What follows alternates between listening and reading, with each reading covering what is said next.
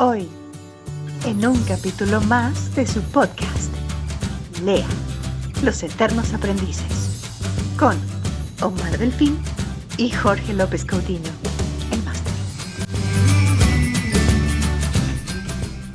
¿Qué tal, amigos? ¿Cómo están? Bienvenidos a su programa Lea, Los Eternos Aprendices. ¿Cómo estás, mi querido máster? Muy bien, aquí aprendiendo todos los días y más en este programa. Ah, qué bueno, máster. Siempre hay que estar, ser eternos aprendices. Sí, no nos queda de otra. Bueno, pues el tema de hoy, mi querido máster, está muy interesante porque es el table dance.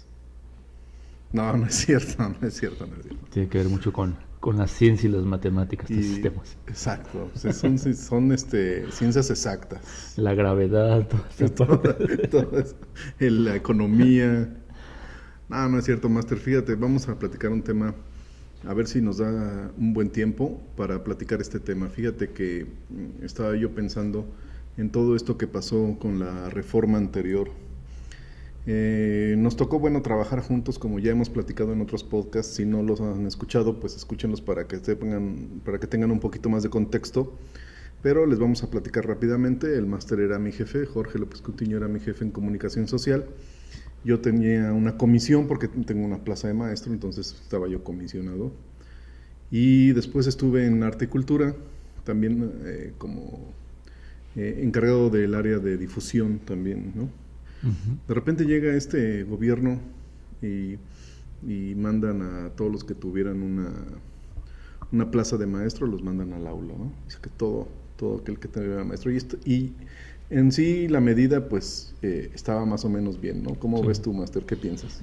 Bueno, aclarar, ¿no? Este gobierno te refieres a la administración anterior, exactamente, ¿no? Sí, a la anterior. La de 2012-2018. Así es. Sí, que fue una medida porque obviamente venía esta presión, ¿no?, social hacia el magisterio y de que había muchos docentes que no cubrían o no cumplían su misión, ¿no?, que era estar frente al grupo, ¿no? Para eso se le pagaba, ¿no? Estábamos contratados como docentes y no estábamos frente al grupo, ¿no? Obviamente fue como medida política de gobierno, tuvo que ser a ras, ¿no? A todos, ¿no? A ras. Sí, porque hay o existen muchas personas que, obviamente, a pesar de que tenían plaza docente, cumplían una misión muy importante, muy trascendente dentro de la administración, ¿no? Pero ellos también tuvieron que trasladarse al aula. Pero aula, ¿no? Ese es precisamente el punto, máster. O sea, mandamos, y sí había muchos maestros había unos hasta aviadores, ¿no? No sé si te acuerdas, pero había gente que ni iba y cobraba y todo esto, ¿no? Entonces la medida era buena, era positiva, sí, porque había que regularizar todo este asunto de los comisionados, ¿no? Había miles de comisionados. Entonces, creo que la medida estaba muy bien. Sin embargo, pues yo digo que sacaron el machete y así, cabezas todas, ¿no? Y entre ellas iban cabezas que sí realmente querían y aportaban a la educación desde el escritorio. ¿O cómo ves tú, máster?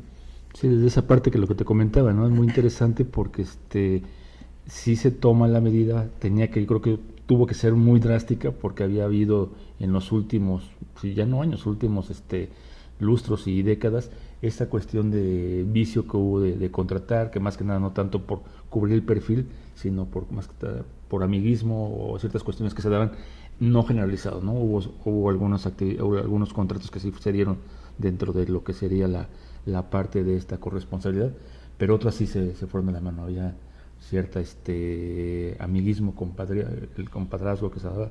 Entonces hubo muchas contrataciones que estuvieron de parte en lo que es el área de docencia, en la parte de lo de contratar con plaza de maestros, pero haciendo el papel en la administración, ¿no? Entonces ahí creo que vino esta desbalance, ¿no? La balanza ya uno perdió su estabilidad y obviamente se le cargó muchísimo, ¿no?, al erario esta parte, ¿no? Había muchos contratados, pero que algunos no cubrían tanto la perspectiva administrativa ni obviamente la perspectiva docente, ¿no?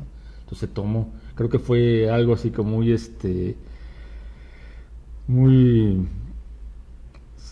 se tomó a ras de todo y vamos, tienes plaza docente y todo, ¿no? Tal vez no hubo un análisis, algo más fue más cuantitativo, no algo más cualitativo. A ver, tenemos esta cuestión, estas necesidades, esta persona cubre esto. Hemos invertido en tantos años, en tanto tiempo para la capacitación o la actualización de tal maestro como administrativo que ahora está cubriendo funciones que están relacionadas con la educación, no son otras cuestiones.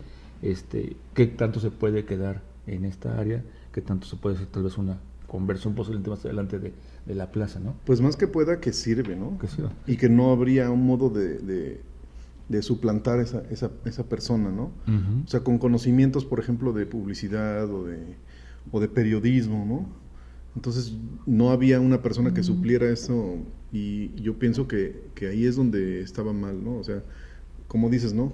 Cualitativo, a ver, esta persona, pues, sí lo desecho, pero pues ¿dónde reemplazo a esta persona, no? Sí, y posiblemente tal vez ese traslado que se fue a la escuela no está cubriendo ahora esa función docente, sino que se le tuvo que adecuar a una cuestión que no es frente a grupo. Sí está en la escuela, ¿no?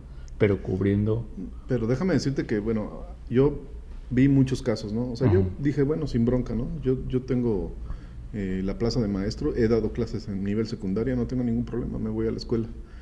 Pero yo vi muchos casos, unos que de plano pues nunca habían dado clases y que tenían su plaza de maestro y que los mandan al aula y no saben enfrentarse a lo que es el adolescente o el niño o lo que sea, y renunciaron, otros no pudieron, otros seguían con padrazgos, cosas así, y colgándose, que si los ponían en aula de medios, que si los ponían en biblioteca, que si...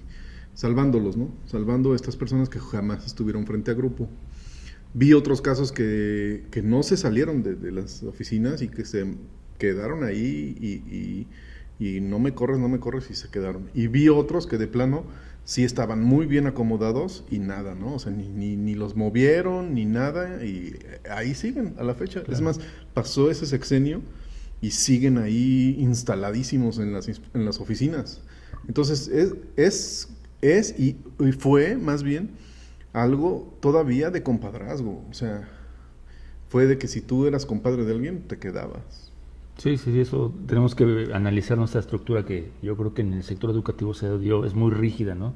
Toda la parte simplemente desde el manejo de cómo se da esta verticalidad, y obviamente está implícito esta cuestión del vínculo, ¿no? Con otras cuestiones, ¿no? Simplemente, ¿no? Si hacemos un análisis de la profesión docente, hay una cuestión intrínseca entre lo familiar, ¿no? O sea, muchos son docentes por papá, por mamá. Hay un legado en esa parte, y dentro del árbol genealógico está la parte de los maestros, ¿no? Aunque creo que en este primer caso que tú mencionas sí pudo haber sido necesario, o debió haber sido necesario, una habilitación, ¿no? Ok, tú estás acá, tienes plaza docente, no te quito de la cuestión administrativa y te llevo a el aula sin antes una capacitación y actualización, ¿no? Las cuestiones pedagógicas se salgan muy importantes, ¿no? La cuestión didáctica. Entonces, lo quito, lo pongo enfrente al aula, y obviamente aquí se perjudica a decenas de los niños, ¿no? Niños y adolescentes. Sí. Entonces ahí yo creo que ahí faltó esa parte, ¿no? Fue muy rápido, se operó bastante bien. Morelos creo que fue uno de los, se comenta que fue uno de los estados que mejor cumplió esa mandato de Enrique Peña Nieto, y se logra hacer yo creo que menos de un año, entre año y año y medio, desplazamiento, ¿no? Sí, súper rápido. Pero no hay información de que, por ejemplo, a nivel nacional se hubiera trabajado una cuestión de habilitar o de capacitar el patrón al trabajador en este sentido, ¿no? Porque si vas a hacer un doble daño, ¿no? Y obviamente esto viene también por la cuestión de lo que es muy manejado en la cuestión de los aviadores, ¿no? Que se dio bastante. Exacto. Aparte son muchas personas que cobraban sin trabajar. Y había mucho, ¿no? Había muchísimo, o sea, era descarado incluso. Pues no, realmente, o sea, yo no... Yo vi mucha gente que descaradamente, conocí mucha gente que descaradamente era aviador, o sea, iba y cobraba, y todavía los hay, pero bueno, fíjate que yo me conozco una analogía muy, muy importante que a mí me gusta mucho acerca de qué es lo que pasó en el sexenio pasado, y es, vamos a suponer que la educación es una calle, y que el aula es el camión, un camión, y el maestro es el chofer. Entonces llegaron y dijeron, pues, ¿qué es lo que vamos a hacer? Lo primero que vamos a hacer es hacerle un examen al chofer. Si el chofer no sabe manejar, va para afuera, ¿no? Eso fue con la evaluación del maestro para mi percepción. En vez de decir, bueno, vamos a arreglar la calle, ¿no? O vamos a arreglar el camión, vamos a ponerle llantas nuevas, a ponerle un buen motor, vamos a ponerle unos asientos bien para que se sienten los niños, ¿no? Vamos directamente a sacar al chofer, o lo cambiamos, ¿no? No sirves, te cambiamos. En vez de decir, ¿sabes qué? Vamos a capacitar a este chofer y pues bueno, ya le hacemos un examen, ¿no? Pero sin capacitación, o sea, así directamente vamos a evaluarlo. No corregimos las calles siguen estando hechas pedazos de piedra, hablo de la educación, siguiendo con el mismo programa del 2011, todavía, y no corrijo el camión, pues entonces la educación se fue al traste, ¿no? Y ahí fue donde yo creo que los maestros nos pusimos, nos enojamos tanto, ¿no? Y dijimos, espérame tantito, ¿no? O sea, primero arréglate la calle, ¿no? ¿Cómo ves tú eso, maestro?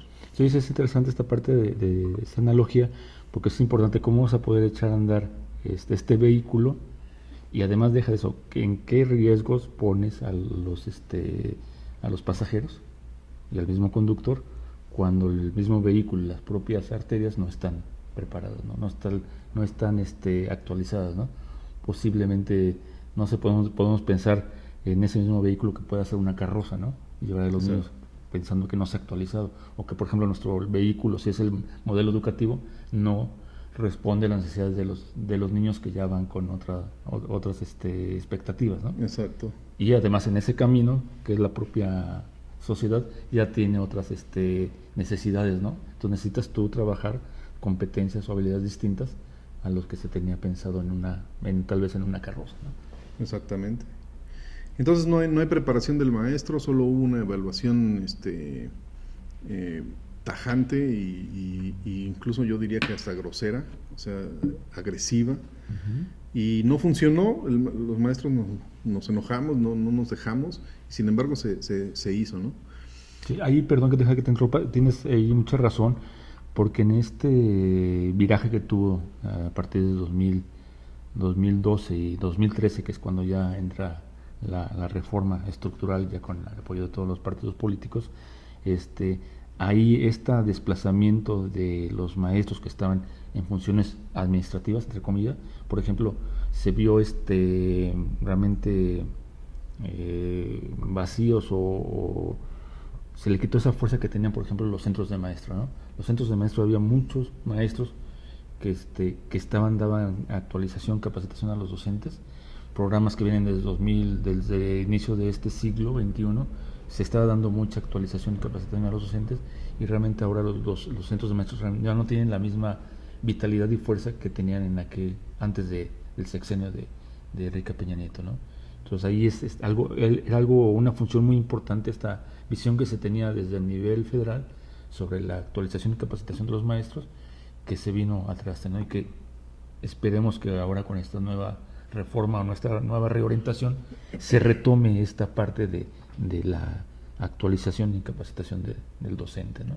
Sí, y bueno, estamos como haciendo un recuento de qué fue lo que pasó para ver en contexto qué es lo que estamos viviendo hoy. Déjame comentarte que ahora, pues, nuevo gobierno, nuevas reglas, nuevo todo, pero ¿qué crees que nos dicen? ¿Saben qué? Vamos a seguir trabajando con primero y segundo año con el programa anterior, y en tercero vamos a trabajar con el 2011. O sea, es una mezcolanza impresionante, donde ni siquiera hay un programa. O sea, síganse, y no solo síganse con el anterior, sino con el anterior. Entonces, los maestros... creo que está el programa de Felipe... De Calderón, Felipe Calderón, está el de Peña Nieto, y ahora están ahí reunidos tres y entonces el maestro... Eso lo podemos ver desde una cuestión política democrática, ¿no? Tenemos tres visiones ahí desde el panismo, desde la parte del prismo y ahora el morenismo, la cuestión de la izquierda, ¿no? Eso puede ser enriquecedor, hay que ver qué se puede obtener, ¿no? Sí, lo que pasa es que por ejemplo, no hay un seguimiento, ¿no? Y cuándo van a sacar unos nuevos programas, no lo sabemos, pero igual se tardan, ¿qué te gusta? Otros 2, 3 años, ¿no? Y otra vez a trabajar con otro programa. Entonces no hay una continuidad, a eso me refiero, no hay una continuidad con los niños, ¿no? O sea, unos están viendo unas cosas, otros otras, unos van para atrás, otros para adelante, y el maestro pues tiene que planear de una forma diferente también, porque son bien diferentes unos de otros, ¿no?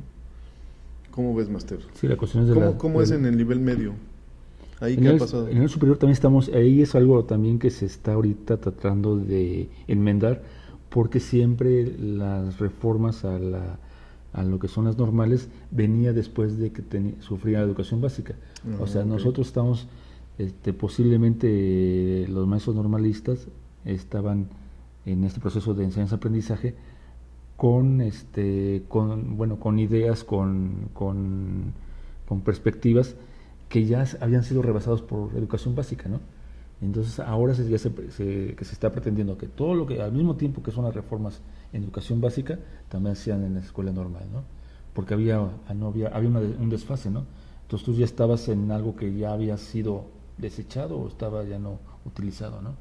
Entonces eso era muy grave, ¿no? Entonces ahora se está empezando que sea al mismo tiempo, obviamente no ha tenido la misma, por las cuestiones administrativas no ha tenido la misma repercusión, pero se intenta eso, ¿no? O sea, ya no ir tanto adelante, pero sí ir al mismo tiempo, ¿no? Porque muchas veces ya, mientras nosotros estamos con otro modelo de planificación, aquí en básica ya estaban con este otro modelo, ¿no? Entonces ahí no había ese empate, y recuerda que los estudiantes van a jornadas de práctica a las escuelas de educación básica donde tenían que estar actualizados, entonces llegaban con otras ideas que no han sido actualizadas, ¿no? Entonces ahí era la problemática. Creo que se están enmendando, estamos ahorita iniciando con esta parte a la par, vamos a ver qué es lo que ya hay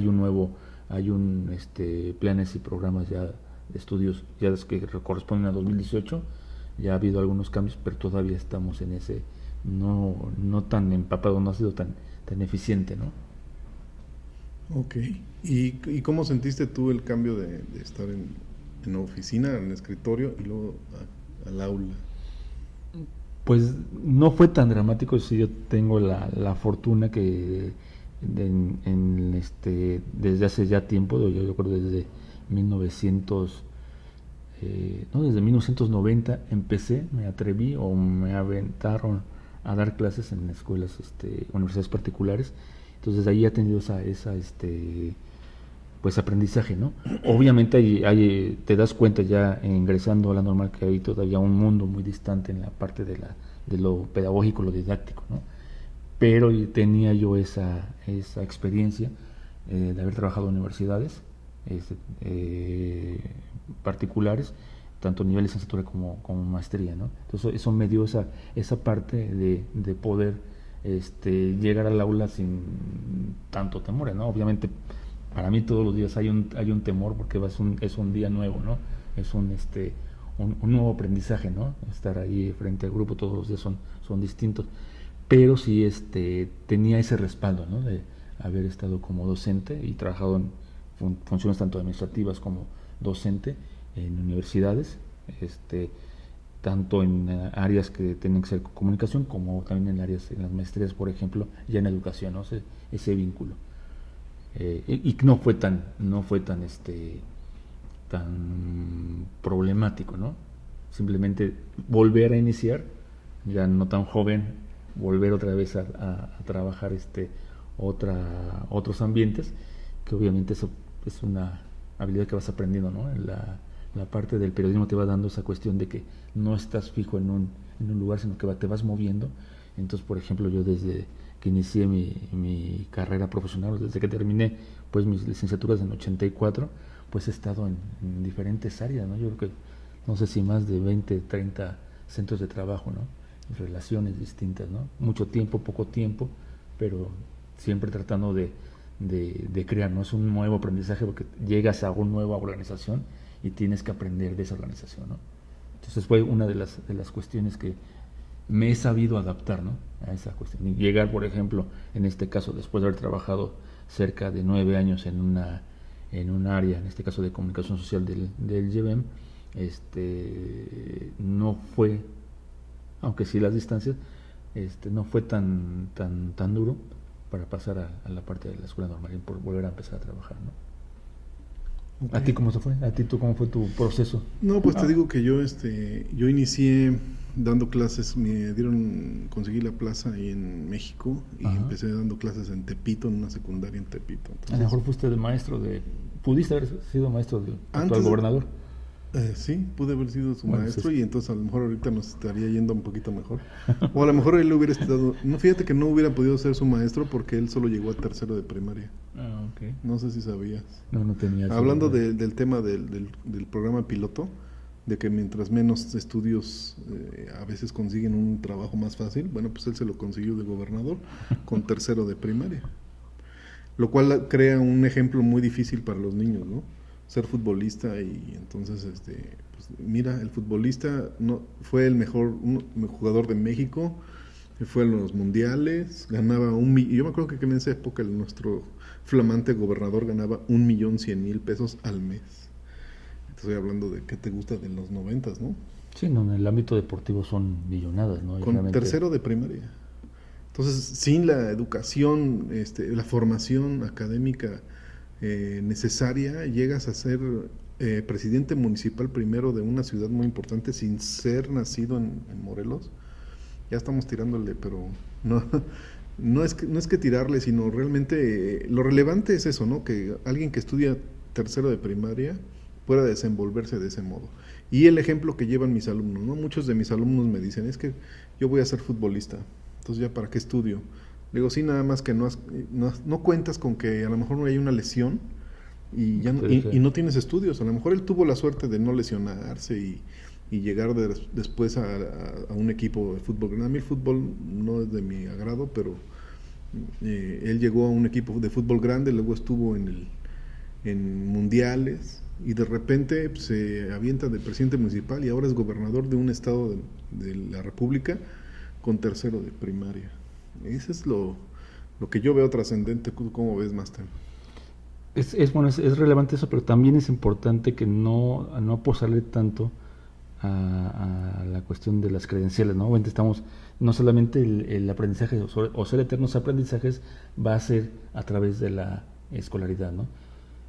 Tenemos otras cosas que aprender, o sea, hay muchas cosas que aprender desde fuera. Bueno, pero si lo viéramos, dijéramos, bueno, este cuate administra muy bien, bueno. Bueno, esa es otra cuestión, ¿no? Pero, por ejemplo, que tuvo, yo creo que tuvo la habilidad de poder ser un buen deportista, posiblemente de alto rendimiento, pues ahí lo demostró, ¿no?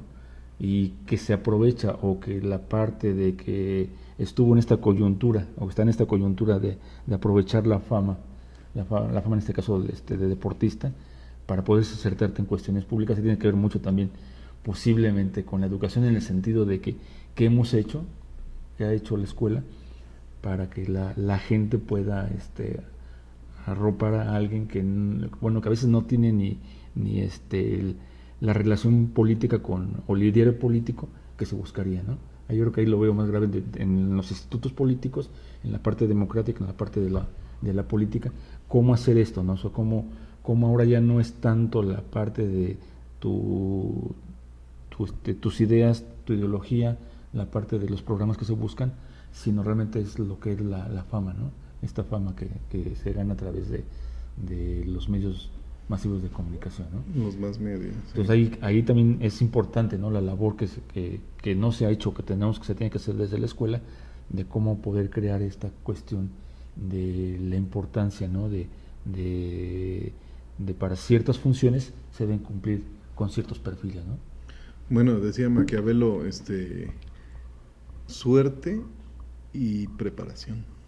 O sea, puedes tener la suerte y no tienes la preparación, o puedes tener la preparación y no tienes la suerte, ¿no? De llegar. Entonces, eso yo a veces les digo a mis alumnos, ¿sabes qué? Sí, a lo mejor tienes la suerte, pero pues tú tienes la preparación, ¿no? O sea, igual te falla la suerte, ahí tienes de respaldo lo que te preparaste, o lo que estudiaste, o lo que lograste avanzar en la vida, ¿no? Sí, y fíjate que tuvimos un llamado así como para alertarnos, no sé si recuerdas, yo debió haber sido antes de los 90, en la película de Volver al Futuro, ¿no?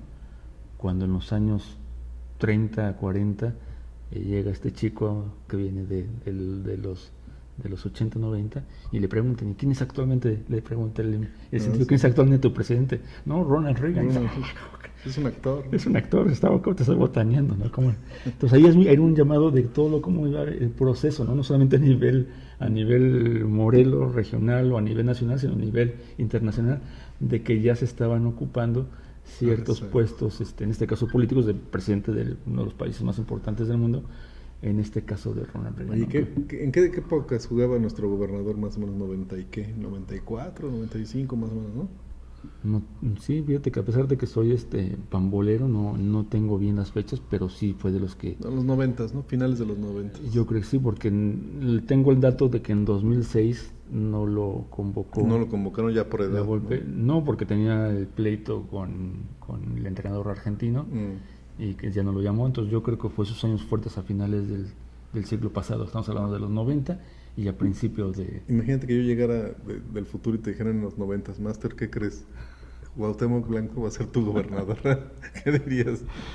No, iba a ser, iba a ser como el científico, ¿no? De Volver al Futuro, no lo creo, ¿no? Y que de seguro Isaac Terraza va a ser sí, director del deporte, ¿no? Del Instituto del Deporte, ¿no? Sí, y sí es, ¿no? Sí, creo que sí.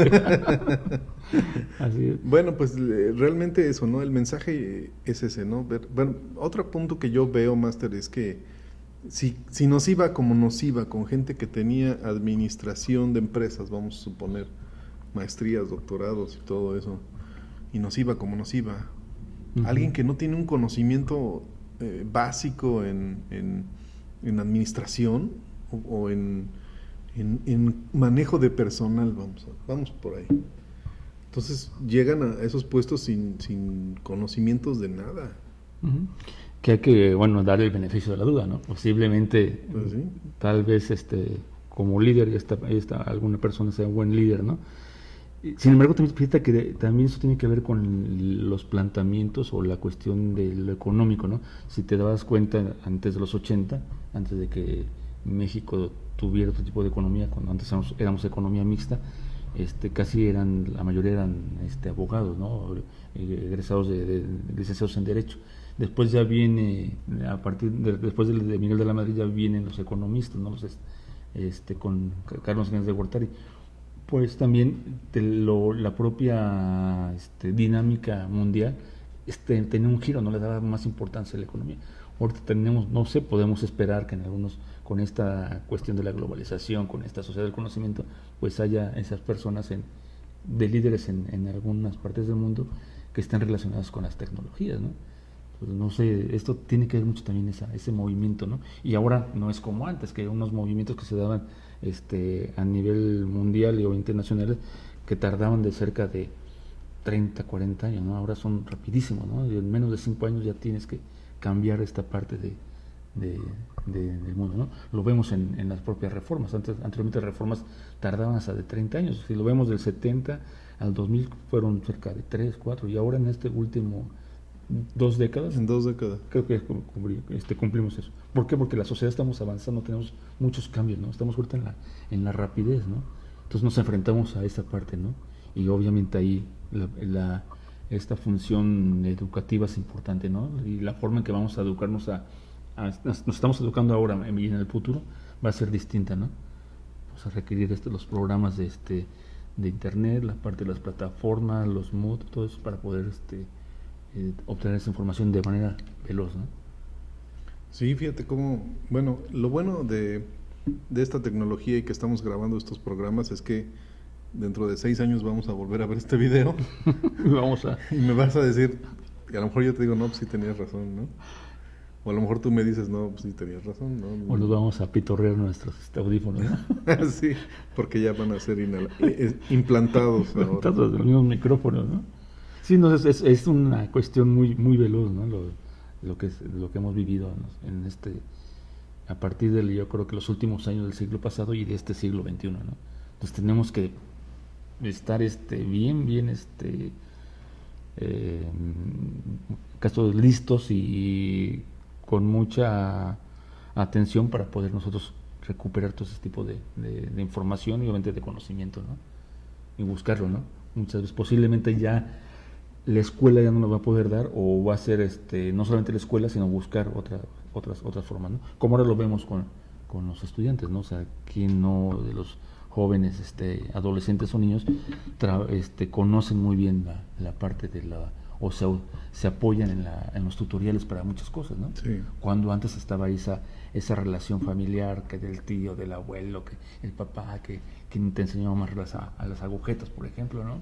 El nudo de corbata y todas esas cuestiones que puede ser una tradición, ¿no? Y ahora ya es en YouTube aprendes cómo hacer el nudo de corbata, pues ya no compré tal cosa, ya no es la receta del abuelo, es la receta de tal blog de tal persona o de alguna parte de que nos enseña en un tutorial, ¿no? Y fíjate que gracias a eso es que he podido hacer yo estos programitas, porque la verdad he sido autodidacta en este asunto. Ajá. Y he podido, gracias a YouTube, San YouTube, porque ya todos recorremos a YouTube. Incluso algo muy curioso que pasó es que estamos ya desechando las enciclopedias, ¿no? Los libros, ¿ya? Porque todo está en Wikipedia o en YouTube, ¿no?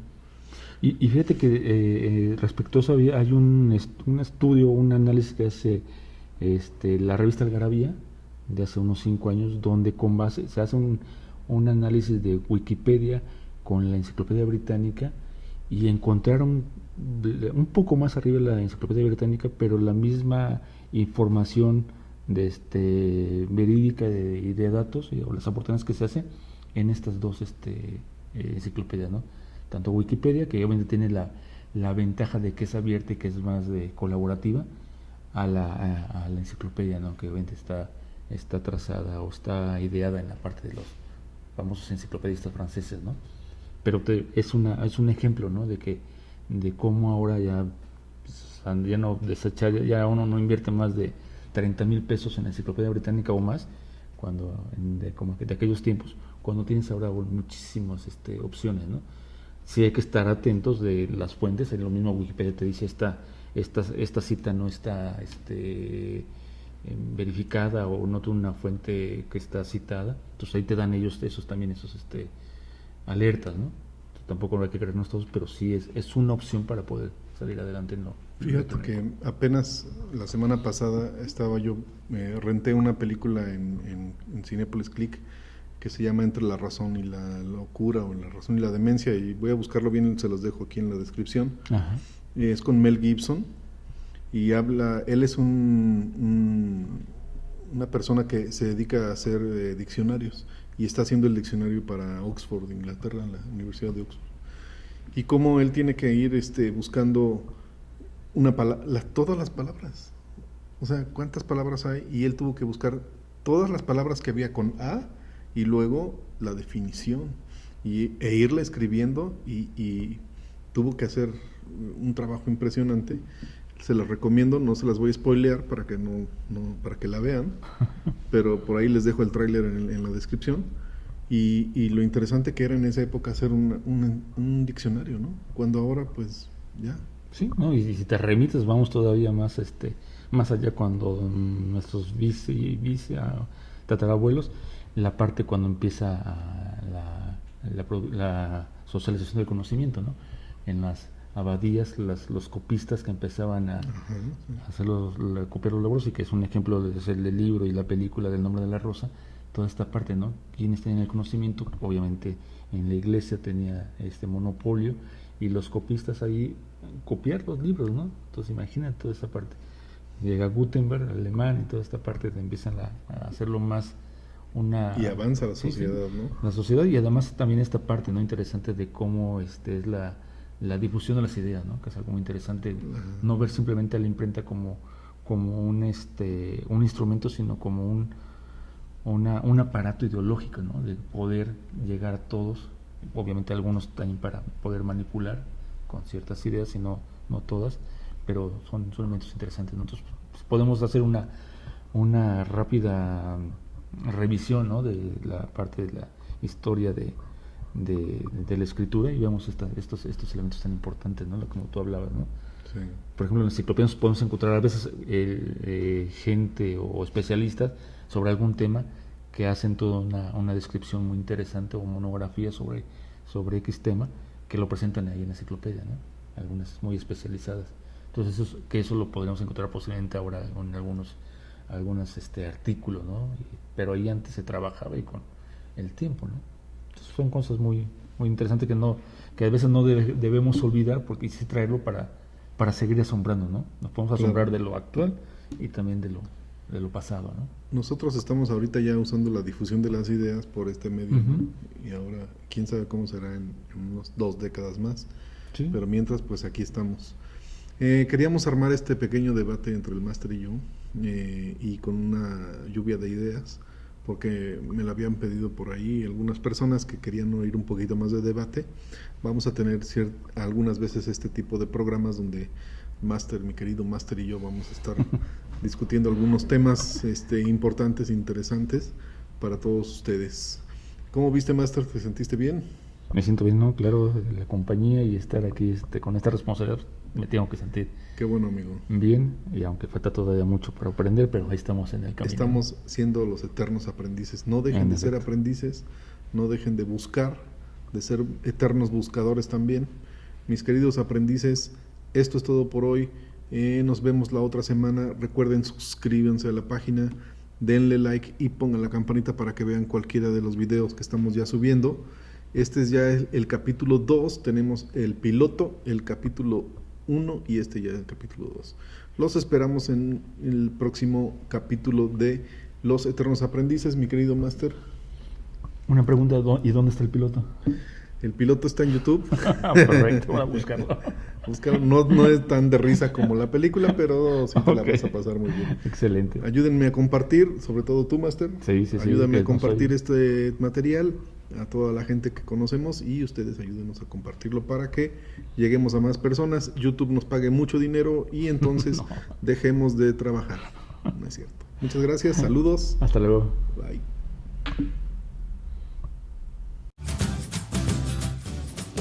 Gracias por acompañarnos. No olviden darle like, comentar y compartir este podcast para poder seguir adelante. Los esperamos la próxima semana con otro interesante